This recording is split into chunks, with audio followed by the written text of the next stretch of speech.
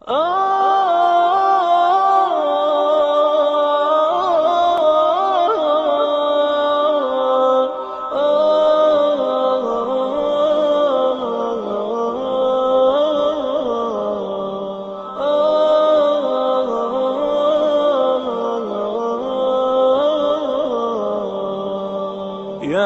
حامل القرآن قد خصك الرحمن بالفضل والتيجان والروح والريحان.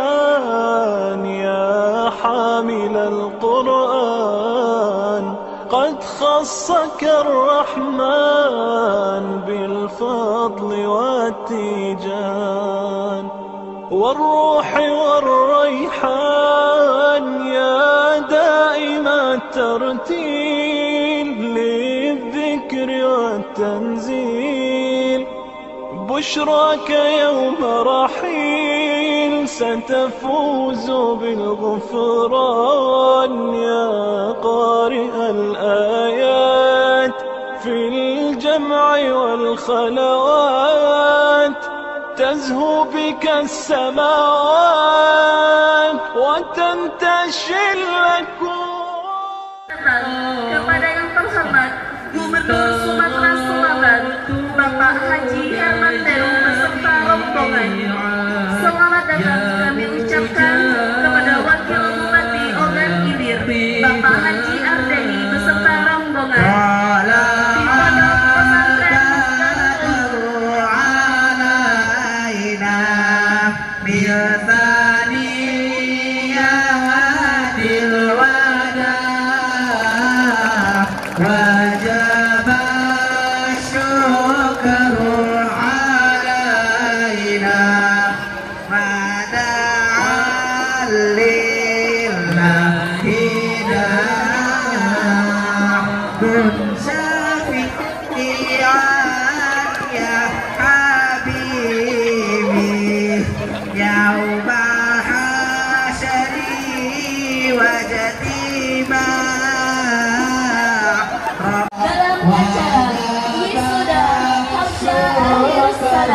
program tahfiz dan tahfiz anak usia dini sahabat Al-Quran Pondok Pesantren Masdarul Ulum tahun Masya Allah.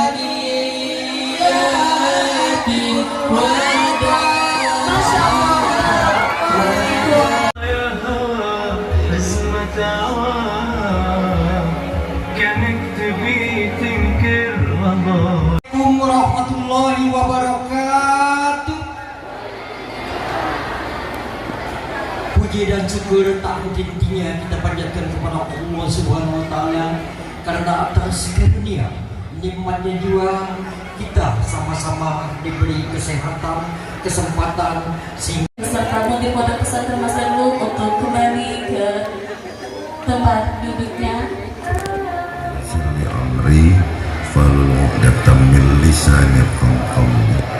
Assalamualaikum warahmatullahi wabarakatuh. Yang kita hormati anggota DPRD Provinsi Sumatera Selatan Bapak Haji Imron, Bapak Wakil Bupati dan istri, anggota DPRD Kabupaten Ogan Ilir, Pak Kapolres yang baru pulang dari haji, masih dikelilingi 40 malaikat itu. Para pejabat provinsi dan kabupaten OI, juga Pak Camat, para kepala desa, khususnya desa tuan rumah Teluk Kecapi.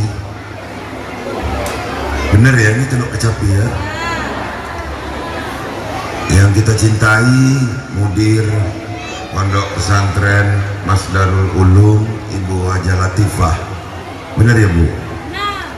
Dan juga pengurusnya Pak Ustadz Syafi'i, bener kan? Masih ingat aku? Para Ustadz dan Ustazah Porkompinca, artinya Pak Kapolsek, Pak dan Ramil yang pada hadir, para guru, yang saya banggakan para orang tua atau wali santri dari seluruh anak yang menjadi siswa didik di Mas Darul Ulum, terutama yang putra putrinya diwisuda pada hari ini. Aku nih haru sebenarnya. Jadi kalau kita cerita rumah tahfiz itu, ini program aku dengan Pak Mawardi. Dulu pertama kali dicanangkan, aku dengan Pak Mawardi sempat ragu, mungkinkah ini terjadi gitu. 3.500 jumlah desa dan kelurahan ini, sementara tekad kami itu satu desa satu rumah tahfiz. Tapi kami berdua, Pak Mawardi, tetap mensosialisasikan ini, memberikan informasi bahwa rumah tahfiz itu jangan mendahulukan gedungnya, tapi mendahulukan kegiatannya. Baru setelah berjalan kita pikirkan gedungnya. Kalau gedungnya bisa TPA, TPQ, bisa surau, bisa musola, bahkan bisa PAUD pun kita gunakan. Tahun kedua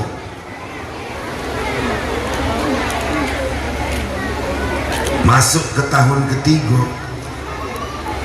ternyata apa yang kami cita-citakan, yang dirasakan tidak mungkin itu terjadi. Dipenuhi jumlah desa 3.500 itu, jumlah rumah tahfiznya pun 3.500 pada tahun kedua naik tahun ketiga. Tapi masih ada persoalannya di situ. Kalau jumlah lah terkejar, tapi penyebaran, ada yang sikok desa lebih dari satu rumah tahfiz, tapi ada sikok desa yang masih numpang ke desa lainnya, dikarenakan penyebaran jumlah ustadz dan ustazahnya yang belum merata. Dan inilah yang aku hargoi, dan aku dan Pak Mawardi menghargoinya. Sejak 3.500 itu melahirkan hafiz-hafiz, penyebaran itu terus kita dorong melalui pondok-pondok pesantren yang ada ini. Jumlah pesantren di Sumatera Selatan ini sudah hampir 600 sekarang ini. Waktu Pak Ardani masih kepala biro, masih sekitar di angka 500. Maka aku berterima kasihnya bukan sekedar ke pondok pesantren, bukan sekedar ke rumah tahfiznya, tapi kepada orang tua, para wali santri yang telah mempercayakan putra putrinya dididik di rumah tahfiz. Memang kadang kita tidak tega dengan anak, dia harus masih sekolah di umum, baliknya harus ngaji, tapi ini untuk kepentingan hidupnya, untuk kepentingan masa depannya. Apalagi sekarang ini dunia sudah tak katik pagernya lagi, tak katik pagernya lagi. Apapun yang terjadi di sini bisa dipantau wong dari Amerika, dari Arab, itu juga wong di Arab, di Amerika, di Rusia. Hari ini apapun yang terjadi di sana kita pacak tahu di sini. Ini namanya borderless, tidak ada pagar lagi. Maka salah satunya benteng bagi anak-anak kita adalah agama. Kita tidak tahu kapan anak kita mendapatkan informasi itu. Bisa dia sambil duduk di rumah, bisa dia sambil tidur-tiduran, dia bisa tahu melalui handphonenya. Dan ini kalau tidak katik filter, tidak katik perisai agama yang benar, maka dia akan mendapatkan informasi yang tidak berimbang. Kadang-kadang hoak istilahnya. Wong buat-buat berita seperti benar, wong buat-buat cerita seperti benar. Tapi kalau dia punya ilmu agama yang dibekali oleh para ustadz-ustazah dari lembaga yang benar, insya Allah anak kita tetap menjadi anak yang benar, tetap menjadi anak yang punya akhlak yang baik. Sekarang ini pintar itu bukan ukuran. Jadi hidup itu anak-anak sekalian, anak-anak kita nih, tidak cukup dia pintar, dia harus punya moral, tapi dia juga harus pemberani. Nah, kita sering salah. Anak kita dorong jadi juara kelas, tapi ilmu agamanya tinggal, tapi pergaulannya tidak kita pantau, dan jiwanya penakut misalnya. Tidak kata dulu. Untuk Bapak Ibu sekalian ketahui, wong-wong sukses itu modal utamanya berani. Jadi kalau berani dibekali ilmu, apalagi dibekali ilmu agama yang benar, insya Allah dia akan jadi anak sukses. Tak kata gurunya pintar dia penakut, tak kata dia juga pintar dia pemberani, tapi tak kata akhlak. Jadi ada 3 tiangnya itu: ilmu pengetahuan umum, ilmu agama, juga karakter. Jadi tadi kita dorong di juara kelas, pintar matematika, pemberani, tapi dengan wong tua tidak sopan, dengan kawan tidak bisa akor, besak dikit dengan bini bebalah, dengan laki ngelawan, dengan mertua dah hormat. Ini perlu keseimbangan. Nah, keseimbangan ini diatur di dalam sumber dari segala ilmu, Al-Quran. Sumber dari segala hukum, Al-Quran. Maka dia penting belajar Al-Quran, tapi dengan pemantauan negara yang benar. Ada pondok pesantren hebat yang sekadang masuk TV terus berapa hari belakangan ini, namanya cak nama buah-buahan, tapi ajarannya masih dipertanyakan oleh MUI.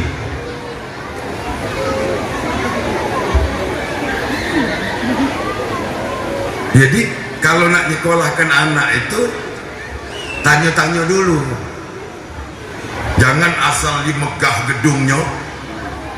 Jadi Pak Sapei jangan minder kalau lihat pesantren megah gedungnya tapi belum tentu isinya. Kita lihat pondok pesantren pertama di Sumatera Selatan, di Sri Bandung, sederhana tapi menghasilkan begitu banyak wong hebat. Yang penting itu adalah 3 tiang tadi: ilmu pengetahuan umum, agamanya, dan karakter. Nah, kalau kita jengok pondok pesantren ini sama dengan tukang pandai di OI. Ini tukang pandai itu siapa? Yang tukang buat pedang itu, golok di mana? Tanjung Batu itu bikin perhiasan, Limbang Jaya. Jadi ini sama dengan tukang pandai. Mungkin pernah ada yang dengar, pernah Bapak Ibu sekalian dengar apa yang kuceritakan ini. Beli besi, berapa harga besi bekas? 3.000 sekilo. Tekatik gunanya buksi bekas karatan, tapi dibawa tukang pandai, diiris-iris jadi 10, dibuatnya pisau, jadi pisau 10. Pisau paling murah mungkin 10.000 harga. Taruhlah kalau dengan kawan 10.000, kalau dengan uang 20.000, 10.000 kali 10 100.000, beli 3.000. Ini manusia juga begitu. Manusia tuh diukur itu bukan dari kekayaannya, tapi dari ilmunya. Lebih tekun lagi ditempa. Besi sekilo tadi pacak dibuat alat masak. Lebih bergo lagi. Berapa harga sendok sikok? Kalau sekilo pacak jadi 100 sendok. Itulah manusia lagi, tingkatannya lagi. Jadi lebih detail istilahnya, nempa itu dia akan lebih berharga. Manusia juga mah itu. Sampai pada akhirnya besi itu ditempa jadi kapal terbang. Kapal terbang itu kalau dihitung katakanlah 30 ton. 30 ton itu lebih kurang 90 juta. Tapi kapal terbangnya bisa 1 triliun. Karena bergo, karena dibuat dengan pengetahuan. Dan pengetahuan bukan hanya menjadikan wongnya kaya terhadap ilmu, tapi dia bisa juga menjadi kaya karena materi yang didapat. Bapak Ibu sekalian, kalau jingok pesawat terbang itu ya, ada sayapnya tuh. Sayapnya itu ada yang lentik, apalagi Pak Kapolres nih baru naik pesawat lama 9 jam. Ada lentik di sayapnya itu. Gambar pesawat itu ya. Ada lentik, ujungnya itu namanya gunanya untuk keseimbangan waktu dia terbang, waktu dia turun. Siapa menciptakan itu? Namanya Habibie. Berapa nyawa diselamatkan karena stabil. Tapi perlu diketahui, sampai sekarang keluarganya masih dapat insentif royalti dari situ. Setiap pesawat terbang, setiap pesawat turun, dia punya royalti untuk keluarganya. Itu ilmu. Tapi kalau harta yang diwarisnya ke anak-anaknya, bisa jadi kalau tidak benar menurut syariat Islam dia ribut, lah dibagi menurut syariat Islam masih ngerasa kurang, dan berpotensi pecah. Jadi kita tetap memilih. Kalau ada pilihan ilmu atau harta, tetap kita milih harta. Tapi kalau pacak dua-duanya, kalau pacak dua-duanya. Jadi pondok pesantren ini Ibu Haja Latifah sama dengan tukang tempat. Tukang tempat tuh gurunya atau tukang tempatnya itu biasanya panas, berkeringat, itu biasa. Tempatnya kadang-kadang cuman atap rumbia, biasa tapi yang penting hasilnya. Nah tapi kalau ini nak dibeneri, bolehlah ajukan ya apa kurangnya tadi. Nah itu alangkah lemaknya kalau sambil nempa, sambil yang nempanya nyaman. Nah itu jadi sebagai gubernur, sebagai pemimpin-pemimpin di daerah, Pak Ardani, Pak Panca, Pak Mawardi, merasa terbantu dengan adanya pondok-pondok pesantren ini. Bapak Ibu sekalian dengar di TV, Kapolres sama kepala daerahnya pening karena masyarakatnya banyak begal. Itu mesti karena ilmu agamanya kurang. Nah kita ini agate, kita ini begal agate, berasan banyak. Mending nak begal jarang, tapi nak berasan banyak. Wabub lah Pak Ustadz Sapei, rupanya Ustadz Sapei tadi yang segala macam pidato dan pantunnya dari Wabub Galo itu tadi, diajari Wabub.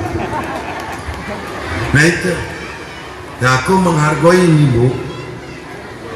Jadi makna peran perempuan Itu kalau di Arab, Jazirah Arab, Timur Tengah itu sampai dijadikan falsafah. Al-ummu madrasatul ula. Ibu adalah madrasah pertama bagi anak-anaknya. Kaget dulu yang bapak-bapaknya, kaget dulu pelajaran di tempat lain, tapi ibu adalah madrasah pertama. Bahkan dari sejak janin itu terjadi. Nah, kita Sumatera Selatan ini termasuk daerah satu-satunya yang terbaik dalam penurunan stunting. Ini contohnya, ini peran ibu-ibu menjadi provinsi terbaik dalam penurunan stunting. Yang lain itu nomor 2, nomor 3, dan selanjutnya kita nomor 1. Kenapa? Karena ada kerjasama yang baik. Itu tadi, tak katik bunuh anaknya bisa tinggi tapi tak ngerti, maka ada keseimbangan. Nah, sebenarnya kita wong Sumsel ini tak katik alasan untuk anak itu stunting, karena sumber protein kita banyak, telok banyak, iwak banyak, tinggal nangkep baik di situ. Cuma kita nih kadang-kadang malas untuk nak nangkep, lemak lah beli, daripada kita nak miara lemak lah beli. Inna nahnu nazzalna dzikra wa inna lahu lahafidun. Menjadi para penghafal Quran tak semudah membalikan tangan. Penuh perjuangan, butuh pengorbanan, ketekunan juga kesabaran. Surat demi surat dibacakan, ayat demi ayat dihafalkan. Tidak pernah bosan untuk melafalkan, 30 juz pun dihatamkan.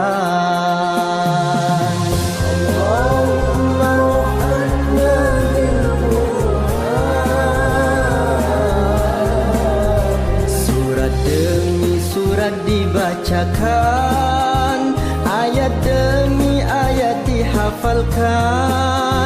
Tidak pernah bosan untuk melafalkan, 30 juz pun dihatamkan.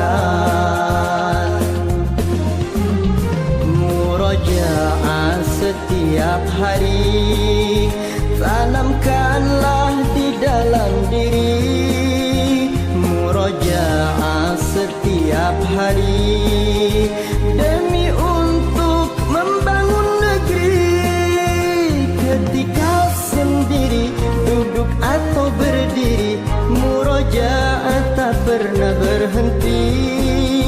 Ketika sendiri, duduk atau berdiri, mari murojaah sampai mati.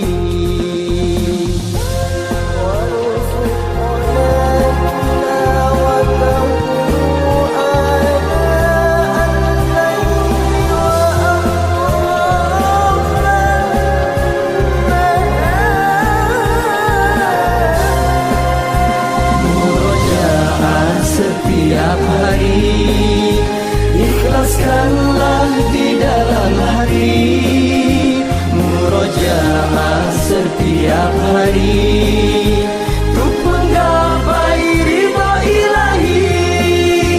Ramai atau sepi, siang malam hari, murojaah tak pernah berhenti.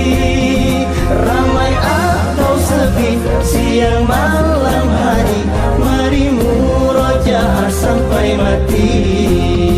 Ramai atau sepi, siang malam hari, murojaah tak pernah berhenti.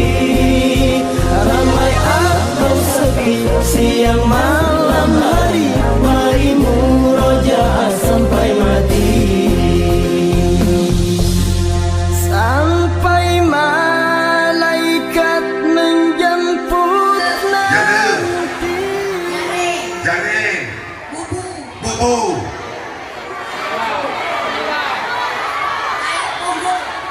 apa namanya? Penilar. Apa namanya? Tanggul. Tang. Ya, 6.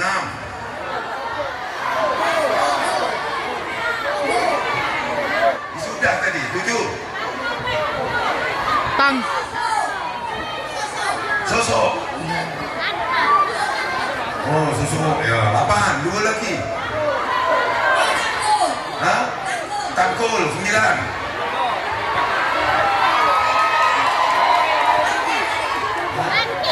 Pancing sudah. Penila. Pancing betok sama baik. Pancing betok, pancing gabus. Tajuk.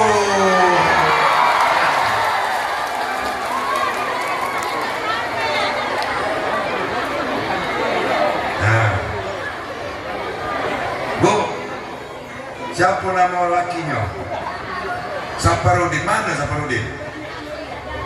Ada anaknya. Saparudinnya kemana? Mana Saparudin? Aida, untuk kamu ini, bukan untuk anak. Untuk nelpon Saparudin. Ya macamnya ini. Jadi kalau Saparudin balik malam belum balik, telepon. Mana ngomongnya? Kira-kira. Wah, misalnya ya. Namanya siapa? Pak, misalnya Saparudin lagi 12 belum balik. Ini kan mula punya telepon kan? Kira-kira mana kamu telepon? Kak. Iyang apa kak? Bukan Iyang. Kak, balik lah. Udah punya dia handphone deh. Bukan. Kak, aku rindu bukan? Anakku imu. Ya ayolah kalau main itu bukan 5 ini ya. Jangan cuk kalau diminta Saparudin. Untuk kamu Nian. Nah ini yang bibit tadi dibagikan tetangga ya. Ini bibit. Bibit cabai rawit. Nah dibagi ya, ada 1000 itu.